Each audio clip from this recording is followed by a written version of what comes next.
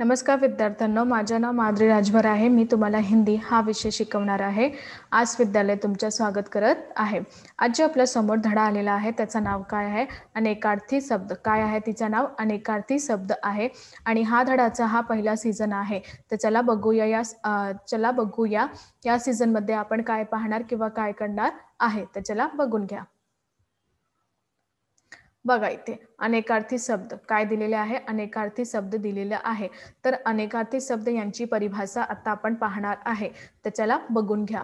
हिंदी में अनेक शब्द ऐसे हैं जिनके एक से अधिक अर्थ होते हैं।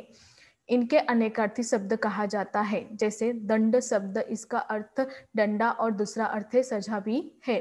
तर याबद्दल अनेकार्थी शब्द यांची आता आपण पाहणार आहे परिभाषा। काय पाहणार आहे? यांच्या परिभाषा पाहणार आहे। तर नीटप्रमाणे ऐकून घ्यायचा आहे।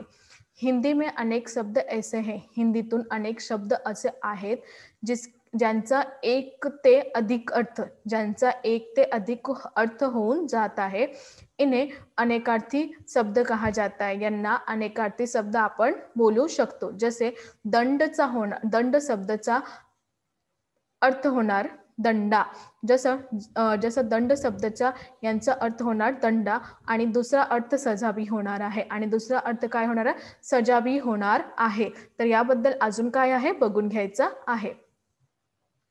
बघा अनेकार्थी शब्द आणि अनेक अर्थ तुम्ही इथे पाहणार आहे की यांचा अनेकार्थी शब्दांचा अनेक अर्थ कसा होऊन जात आहे। जसं इथे अंक म्हणजे नाटक, अंक, गोंद, संख्या।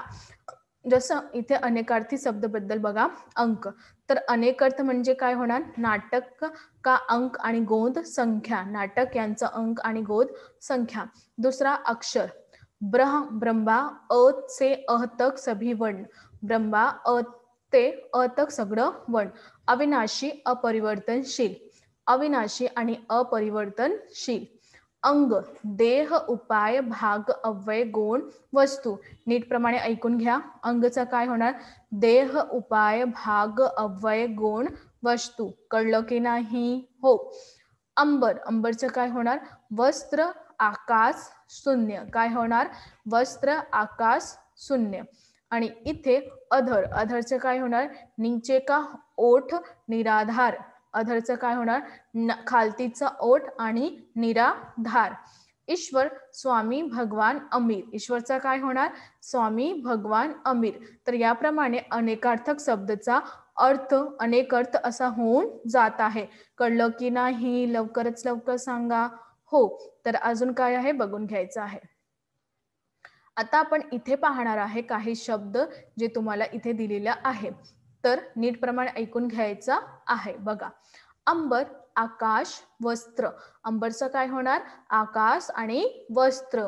अनंत म्हणजे आकाश आणि ईश्वर। अनंतचं काय होते? आकाश आणि ईश्वर। अर्थ, धन, व्याख्या।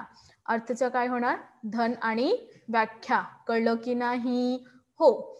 अली म्हणजे सखी आणि भवरा। अलीचं काय होणार? सखी किंवा भवरा। उत्तर, एक दिशा आणि जवाब। उत्तरचं काय होणार? एक दिशा आणि जवाब। कनक म्हणजे धतुरा आणि सोना। कनकचं पण इथे दोन शब्द दिलेले आहेत, धतुरा आणि सोना। करच म्हणजे टेक्स आणि हात। करचं काय होणार? टेक्स किंवा हात। कलच्या मशीन, आने वाला व बीता हुआ कल। कलचा अर्थ काय आहे? मशीन, येणारा किंवा झालेला कल। कळलं की नाही? हो। तर अजून काय आहे बघून घ्यायचं आहे। कला, एक विषय गुण। कलाचं काय होणार? एक विषय गुण। कलाचं काय होणार? एक विषय गुण। कालचा, समय आणि मृत्यू। कालचा काय होणार? समय किंवा मृत्यू। कुलचा, गोत्र, वंश, सब। कुलचा काय होणार? गोत्र, वंश आणि काय होणार? सब। कुलचा काय होणार? गोत्र, वंश आणि सब। गुरु, अध्यापक, बडा, भारी। गुरुचं काय होणार? अध्यापक, बडा आणि भारी। घट, कम, घडा, शरीर। घटचं काय होणार? कम, घडा आणि शरीर। चंचला, बिजली आणि लक्ष्मी। जड, वृक्ष का मूल आणि मुख। वृक्ष यांचं मूल आणि मूर्ख। कळलं की नाही? लवकर सांगा। नाही कळाले आहे तर पुन्हा सांगू का? कळाले, छान. तर अजून काय आहे बघून घ्यायचं आहे. ज्वार एक अनाज समुद्र के जल का आभार. ज्वारचं काय होणार? नीटप्रमाणे ऐकून घ्यायचं आहे. एक अनाज समुद्र के जल का उभार. जेठ पती का बडा भाई और एक महिना. जेठ काय होणार?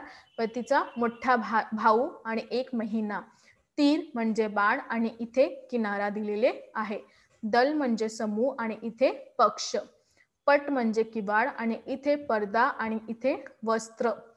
फळ म्हणजे खाणे का फल आणि इथे परिणाम. बाल म्हणजे केश आणि इथे पण बालक दिलेले आहे. पुन्हा सांगत आहे मी, नीटप्रमाणे ऐकून घ्या.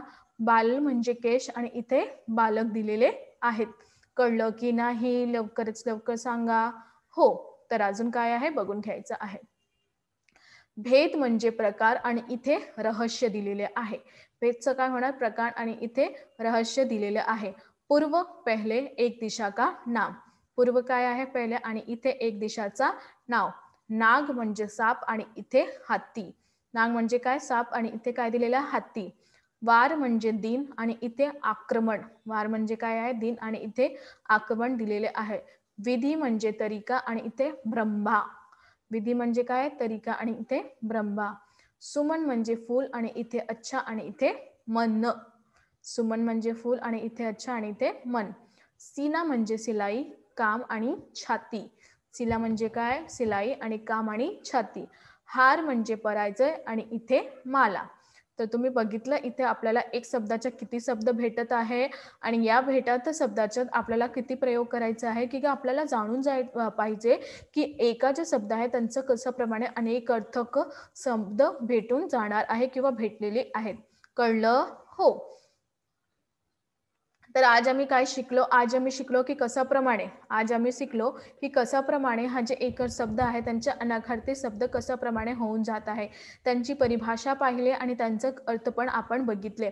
याबद्दल मी तुम्हाला सांगत आहे की जसं की जेव्हा तुम्ही वाचन करता, जेव्हा तुमच्याकडे शब्दाचे बुक आहे तर तुम्ही काय करता की एकच शब्दाचा एक अर्थ तुम्हाला माहीत जातात असं नाही आहे.